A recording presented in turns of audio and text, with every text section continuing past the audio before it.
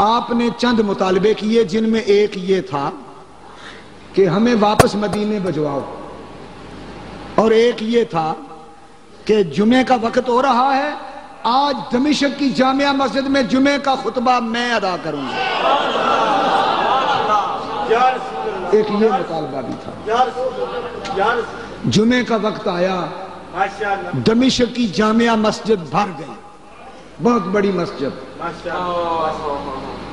مؤذن نے پہلی اذان کہی، امام زین العابدین نے کہا آج جمعے کا خطبہ میں دوں گا۔ یزید کہنے لگا نہیں، لیکن جو رؤسائے مملکت اور دمشق شہر کے بڑے بڑے لوگ تھے وہ یک زبان چلا اٹھے، آج زین العابدین خطبہ دیں گے۔ سبحان اللہ۔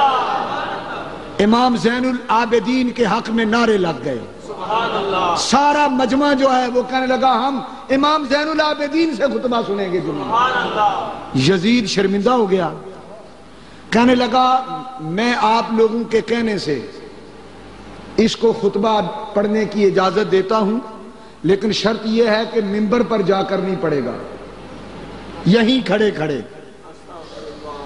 اسی جگہ لوگوں کے درمیان کھڑا ہو کے خطبہ دے۔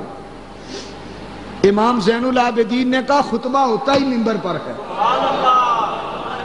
خطبہ میرے باپ نے مسجد نبوی کے منبر پر خطبہ دیا، اور پھر تجھے پتہ نہیں چلا کربلا سے لے کر کوفے اور دمشق تک نیزے کی نوک کے منبر پر خطبہ دیتا ہے۔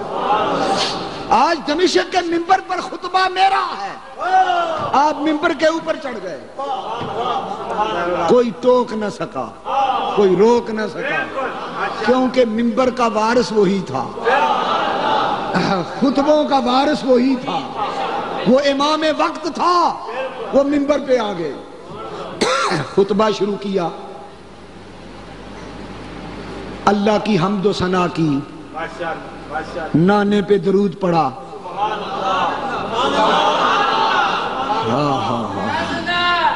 اور پھر کہا ایھا الناس انا ابن رسول المختار وانا ابن المصطفیٰ سید الاخیار، لوگوں مجھے جانتے ہو میں کون ہوں؟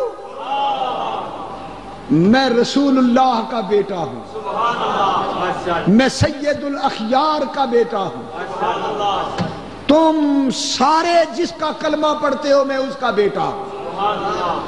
کچھ اس درد کے انداز میں خطبہ شروع فرمایا کہ حمد و ثنا اور درود کے بعد اپنا تعارف کرا کے کہا کہ لوگوں تمہیں پتہ ہے میرا باپ حسین جنت کے جوانوں کا سردار جس کو زبان نبوت نے کہا، اس کے ساتھ یزید نے اور اس کے ساتھیوں نے کیا کیا؟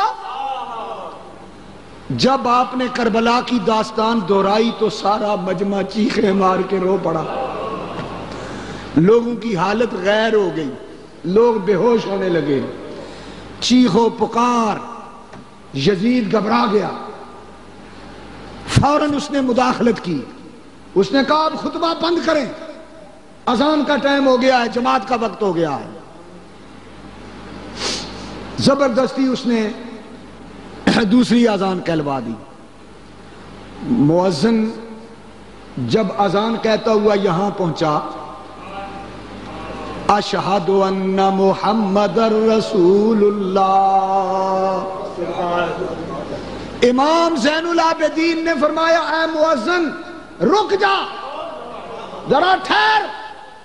مؤذن رک گیا، آپ نے فرمایا اے یزید بتا، یہ جمعے کے خطبے اور جمعے کی اذان میں جس کے نام کے طبل بج رہے ہیں اور قیامت تک ڈنکے بجتے رہیں گے، یہ تیرا نانا ہے یا میرا نانا ہے؟ یہ تیرا نانا ہے یا میرا؟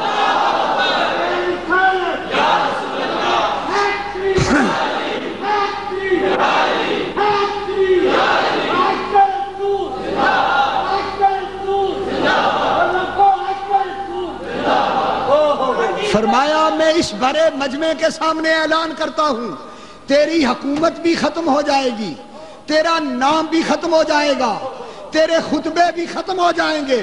میرے باپ، میرے بابا، میرے دادا، میرے نانے کے خطبے قیامت تک گونجیں گے.